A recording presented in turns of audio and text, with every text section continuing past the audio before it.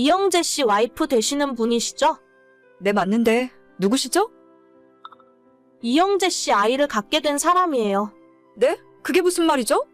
그쪽이랑 이혼하고 저랑 살겠다고 하네요. 어차피 아이도 없으신데 빠르게 도장 찍어주세요. 알겠어요. 일단 갈 때는 가더라도 받을 건 다 받고 가야겠네요. 위자료나 톡톡히 준비해놔. 벌써 1년 전 일이네요. 저는 작년에 2년 동안의 결혼 생활을 끝내고 남편과 긴 소송 끝에 이혼하게 되었습니다.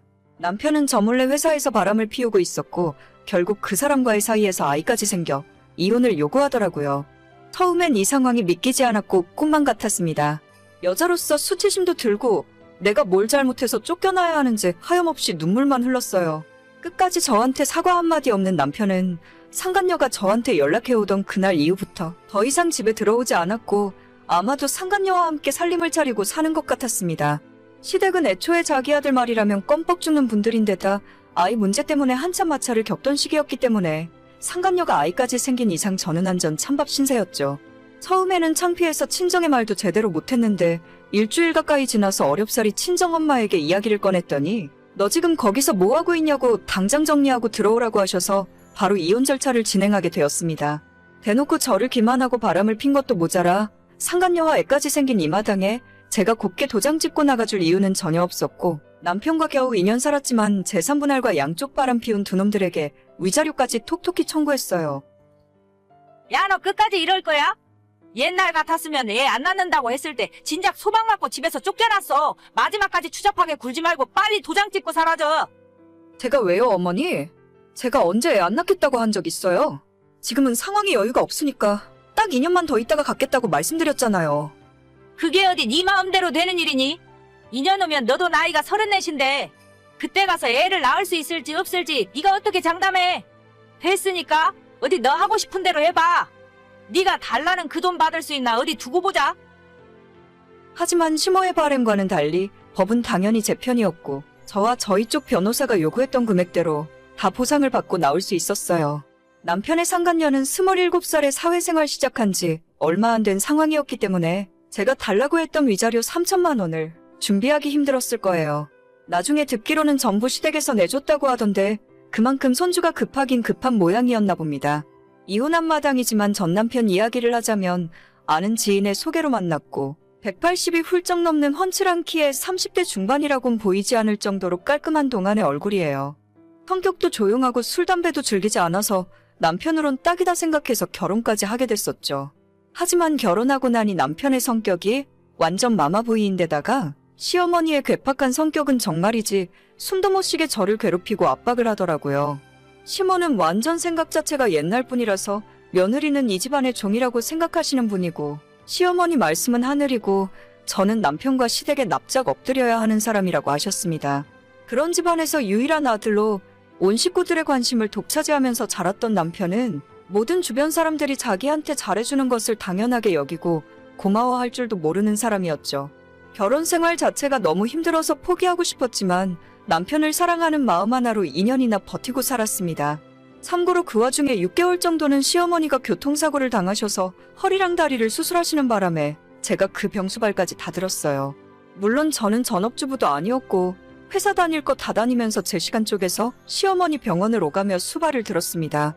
제 결혼 생활 막판에는 왜 빨리 손자 낳아주지 않냐고 어찌나 난리를 피우던지 지금 애 낳기엔 집안 형편이 안 될 것 같아서 딱 2년만 미루겠다고 하던 사이에 남편이 밖에서 사고를 치는 바람에 일사천리로 이혼까지 가게 된 상황이었죠.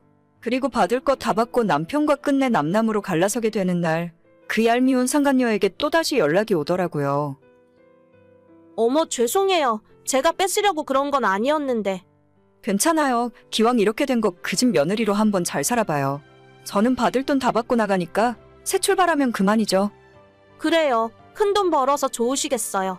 저 같으면 쪽팔려서 돈 달라 소리도 못했을 것 같은데. 쪽팔릴 게 있나요? 돈은 받고 나가야지. 아무튼 그 집에서 며느리로 사는 게 생각만큼 쉽진 않을 거예요. 뭔가 조언이 필요하면 언제든지 물어봐요. 선배로서 이야기해줄 수 있는 건 해줄 테니까. 제 앞길은 제가 알아서 해요. 쫓겨나는 주제에 무슨 말이 그렇게 많아요. 그 못된 것이 끝까지 제 속을 긁으려고 하더라고요. 하지만 이미 이렇게 된 마당에 차라리 잘 됐다 싶었습니다. 처음에는 슬프고 힘들었지만 이젠 제 인생의 두 번째 기회라고 생각하고 당당하게 잘 지내는 모습을 보여주는 것이 복수하는 길이란 생각으로 더 잘 먹고 열심히 일하면서 잘 살고 있었죠. 물론 마음의 상처는 다 아물지 않아서 얼마 전까지도 전 남편 생각만 하면 화가 치밀어 오르고 심호만 생각하면 자다가도 치가 떨릴 지경이었습니다. 그 와중에 전 남편과 아이 낳고 행복하게 가정을 꾸리고 살고 있을 상간녀를 떠올리면 진짜 너무 분하고 억울해서 미치고 팔짝 뛸 지경이었죠. 시간이 지날수록 점점 더 잊혀지고 제 현실에 집중하게 되면서 나아졌지만 그래도 마음 한구석에는 내가 문제였을까 하는 생각이 들면서 우울해지곤 했어요. 하지만 얼마 전에 뜻밖의 연락을 받고 그 뒤로부터는 두 다리를 쭉 뻗고 편하게 자고 있습니다. 저는 이혼하고 난 뒤로는 친정에서 부모님들과 함께 지내는데 그날도 일찍 퇴근해서 부모님과 저녁 먹고 집 앞 공원에서 산책을 하고 돌아왔어요. 저녁 10시쯤 되어서 씻고 제 방 침대에 누워서 잘 준비를 하고 있는데 거의 1년 만에 반가운 이름이 제게 카톡을 보내더라고요. 언니, 잠깐 저랑 이야기 좀 할 수 있어요? 무슨 일이에요? 우리가 이렇게 카톡 주고받을 사이는 아닌 것 같은데. 이런 사람이랑 살면서 어떻게 2년 동안 버티고 살았어요? 나 진짜 미치겠어요. 어떡하면 좋아? 왜요? 무슨 일이라도 있어요? 아니, 애 낳고 난 뒤로 매일같이 시어머니가 우리 집에 있잖아요. 아침부터 저녁까지 하나하나 잔소리하고 힘들어 죽겠는데 그 와중에 새벽에 일어나서 남편 아침밥 해주라 하고 시댁에 뭔 일이 있을 때마다 불러서 일 시키는데 나 진짜 이러다 미치겠어요. 내가 그때 경고했잖아요. 그 집안 며느리 생활 쉽지 않을 거라고. 진짜 이 정도일 줄은 저도 몰랐죠. 남편은 자기 엄마 말이라면 무조건 맞는 말이라 하고 저는 이 집안에서 숨도 제대로 못 쉬고 살아요. 애가 아직 돌도 안 지났는데 이혼할 수도 없고 진짜 어쩌면 좋아요. 그쪽이 선택한 길이니까 한번 잘해봐요. 혹시 알아요? 살다 보면 적응해서 즐기면서 살게 될지. 언니가 그냥 이 집에 다시 들어와서 살면 안 돼요. 나 진짜 미치겠어. 어쩌면 좋아. 전 남편도 아니라 상간녀에게 다시 연락을 받을 줄은 꿈에도 몰랐습니다. 연락 끊고 난 뒤에 침대에 가만 누워서 생각을 해봤는데 기분이 나쁘다기보다는 너무 웃기고 통쾌한 기분이 계속 들더라고요. 지옥 불구덩이에 자기 발로 걸어 들어오는 줄도 모르고 끝까지 기고만장해서 저를 놀리던 그 모습과 1년 후에 지금의 모습이 비교되면서 더 즐거웠습니다.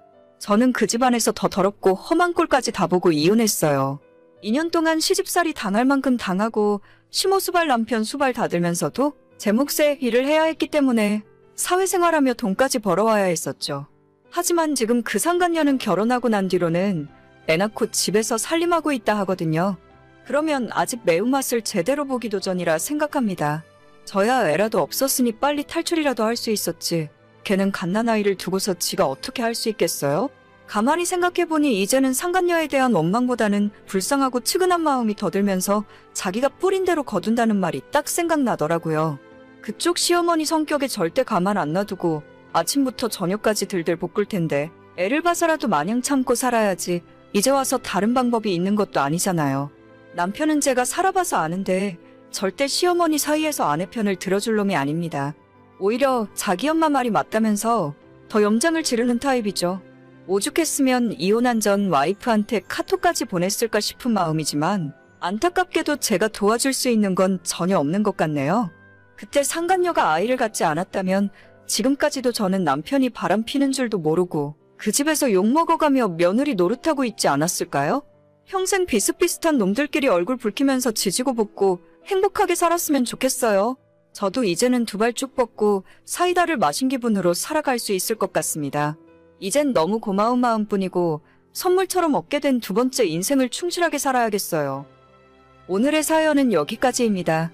구독과 좋아요, 알림 설정은 정말 많은 힘이 됩니다. 다들 행복하시고 좋은 하루 되세요.